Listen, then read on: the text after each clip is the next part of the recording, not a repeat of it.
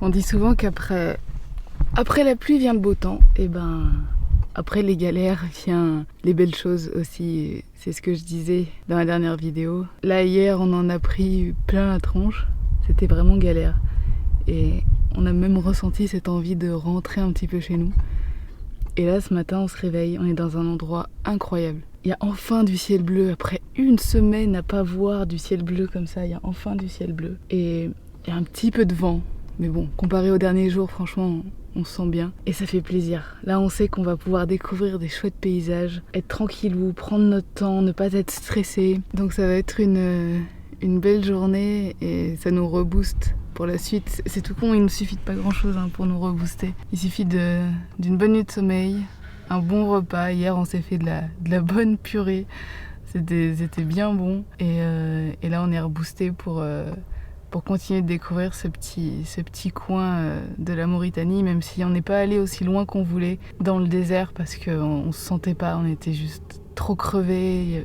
La météo était pas là et bon, il y a pas de regret de pas avoir continué parce qu'on se serait épuisé pour rien, je pense que ça nous aurait presque dégoûté pour rien. Alors que là, bon, on souffle un peu et puis on a encore une grosse journée de découverte avant de retourner vers Nouakchott quelques jours. Donc on va bien en profiter. Salut, je m'appelle Olivia et voici Joe, un Land Rover Defender qu'on a acheté avec Charlie, ma copine. Avec lui, on est parti pour faire le tour de l'Afrique à durée indéterminée et en route, moi je réalise des reportages pour vous partager nos belles rencontres et toutes les cultures qu'on découvre. Après un an d'aménagement, on a quitté la France en septembre 2021 pour débuter cette grande aventure. Pense à t'abonner pour suivre toutes nos découvertes.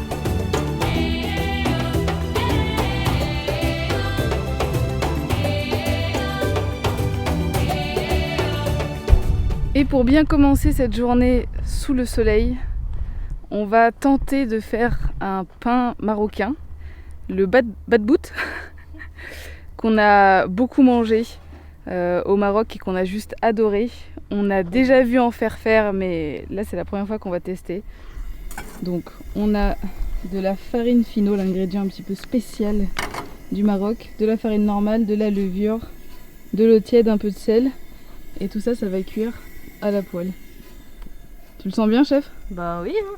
On va essayer. Si c'est pas bon, on n'aura pas de petit déjeuner. Ouais, non, parce qu'on n'a plus rien. Donc le petit déj, ça va être du pain avec confiture, amelot, tout ce qu'on a. Si on réussit, ça peut être pas mal. Bon, on fait ça du coup.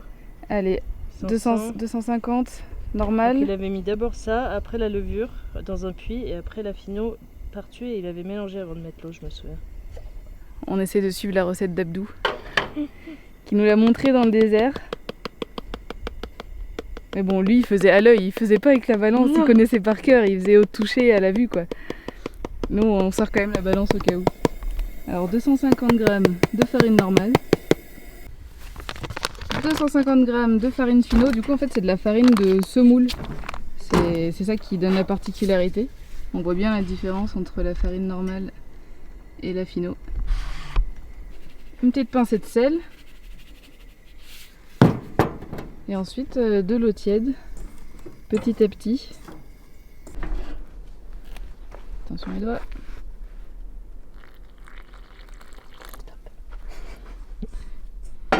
Oui, chef marocaine.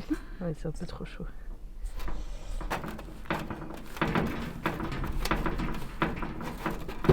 Vas-y. Ça ferait quoi? 15 minutes reposées? Oh ouais, ça a vachement bien gonflé. Bon, il est pas très rond. C'est pas grave. Alors? Ben, très bon. Il manque un peu de cuisson pour celui-là. Lui, il va être mieux. Ah ouais, putain, il est beau déjà.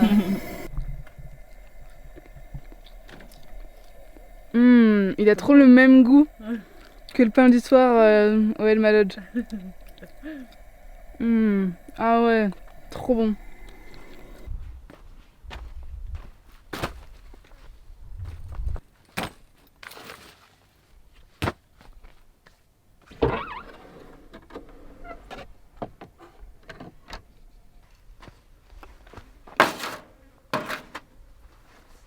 Ah, on est trop bien là.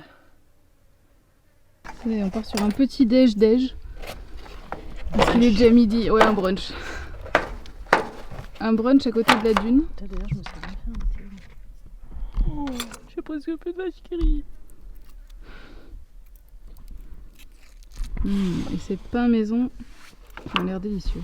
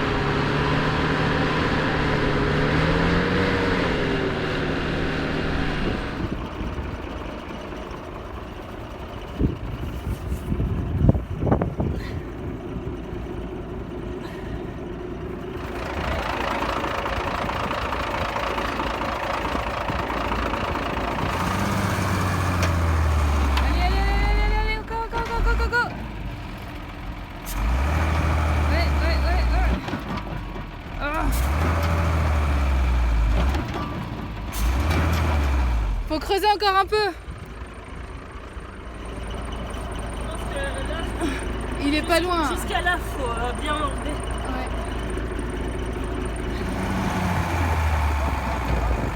Oui.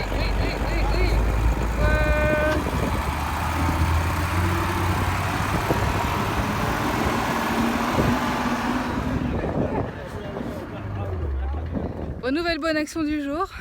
Il y a quelques jours, on s'est arrêté pour regonfler les pneus d'un jeune. Là, on s'est arrêté pour aider à déblayer un camion de 15 tonnes qui était bloqué dans le sable. Ouais, nous, on passe facilement avec notre petit 4x4 et mode 4x4. Lui, avec le poids qu'il fait, c'était bien galère. Mais en creusant, on a réussi à bien l'aider. Donc, il a réussi à sortir. C'est là qu'on se rend bien compte qu'on est super contente d'avoir notre petit 4x4, 4 roues motrices, avec nos vitesses courtes et surtout un poids normal quoi. Déjà qu'il y a des endroits où on galère quand on veut sortir un peu des sentiers battus. Et là c'est sur la route principale, un petit coup de vent et une montée, alors là il s'est tanké direct.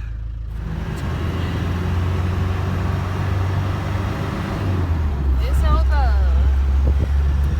Un petit peu chaud hein.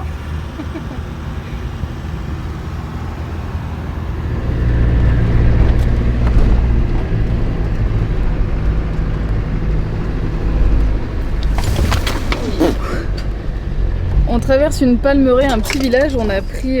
Oh miam. Oh putain, il y a tout qui touche. On essaye de suivre un itinéraire qui apparemment va passer par... Il passe à gauche, passe à gauche. Putain,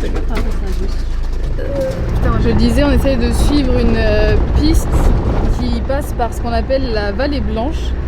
Alors, on connaît vraiment pas grand chose de cette vallée, mais on a juste vu sur une carte que ça avait l'air beau et puis sur iOverlander il y avait des commentaires qui disaient que c'était une route magnifique, mais ça va être de la piste, donc ça va être une belle aventure je pense.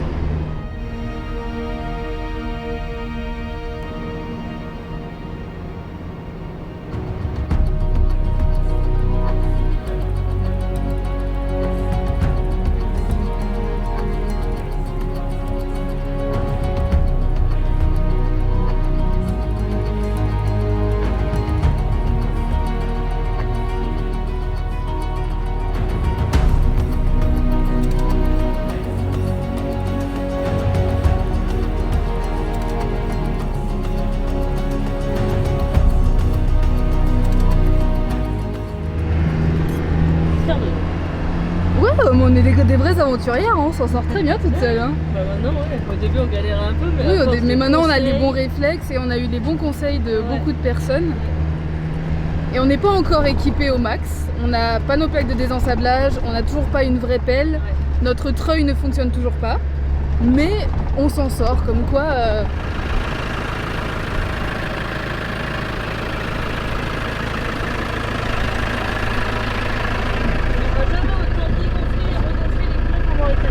Ah bah ça c'est sûr. On n'aura jamais autant pris de sable aussi qu'en Mauritanie en vrai. Au Maroc on a fait que Merzouga et chez Gaga mais c'était rien comparé à ça quoi. Ouais.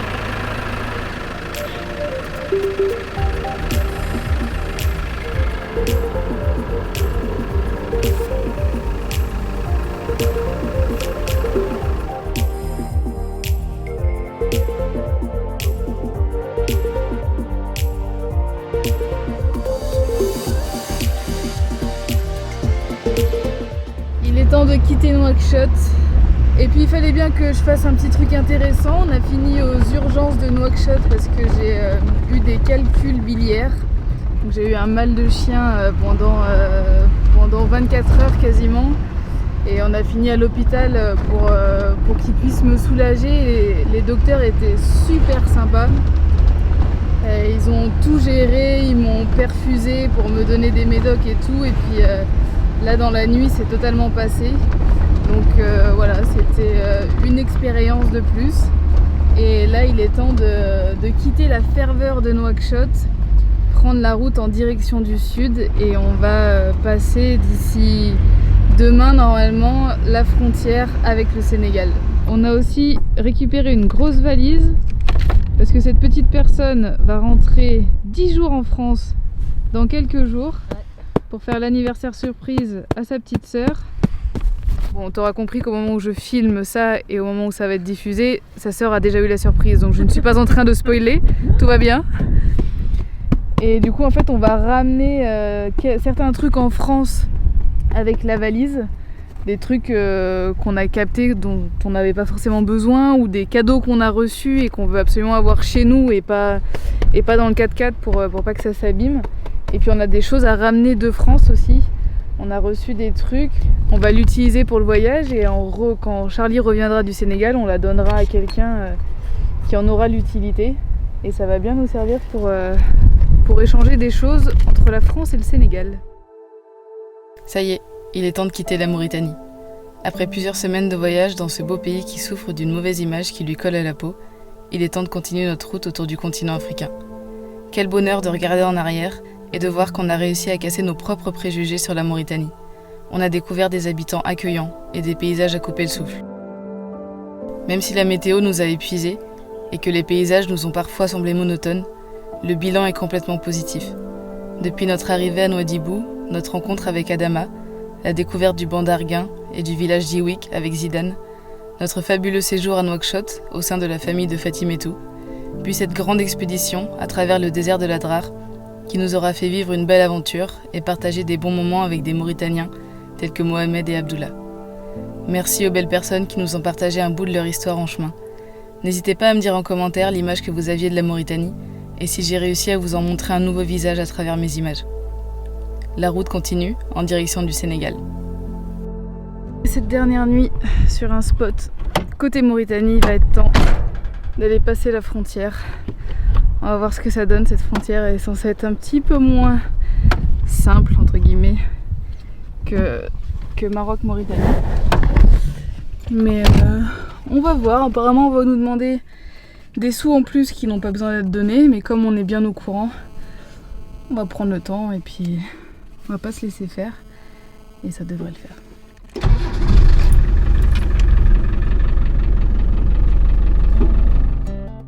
Pour passer au Sénégal, nous avons deux options de frontières, Diama et Rosso.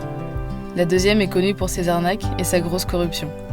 On décide alors de l'éviter et d'aller à Diama, même si les arnaqueurs sont bien organisés et essayent de nous faire croire que l'accès est fermé, on sait que c'est pas le cas.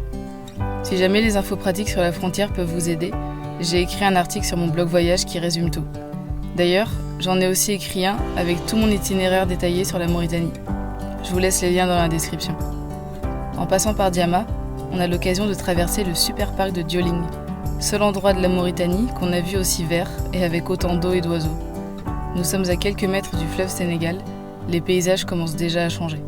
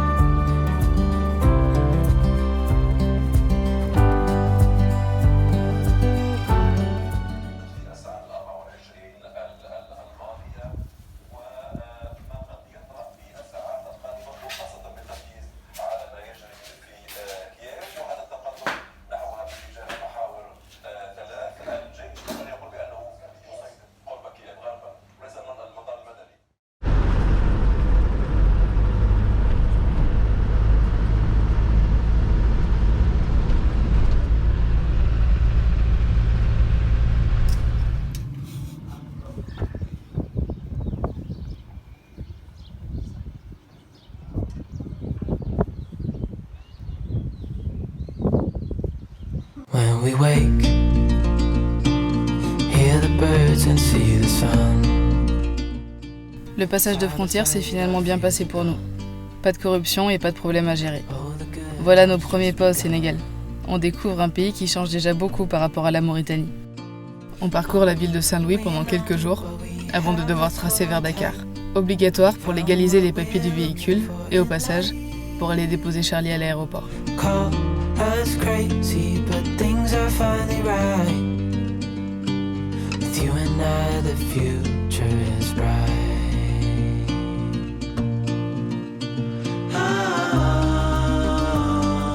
You and I, we got it. We don't need no more. Even in the hard time, you and I can weather any storm. Before I sleep, hear the crickets, see the moon. Side by side and through and through. Alright. Ça va, tu t'es auto-conduit à l'aéroport? Ouais. Et après, je laisse ma voiture à ma voiturière. Ok. Faut récupérer cette chose qui part en France. Alors, oh là, il y a mon appareil photo là, je vais le prendre aussi. Faut que je pense à prendre mon chargeur.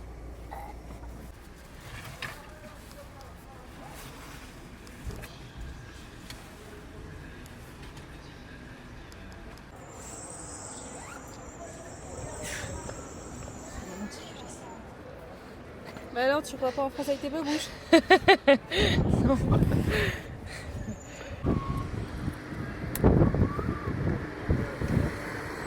Attends, faut que je fasse un câlin à Joe avant de partir. Oui, mais encore. Oh, putain, les tarés, ça va bien se passer, il est entre de bonnes mains. Tu fais quoi? Tu viens dedans avec moi ou pas? Je pense pas que je peux rentrer sans PCR, sans... Ah. Allez, file. Allez. Prends soin de Joe, hein. Et de toi. Ouais.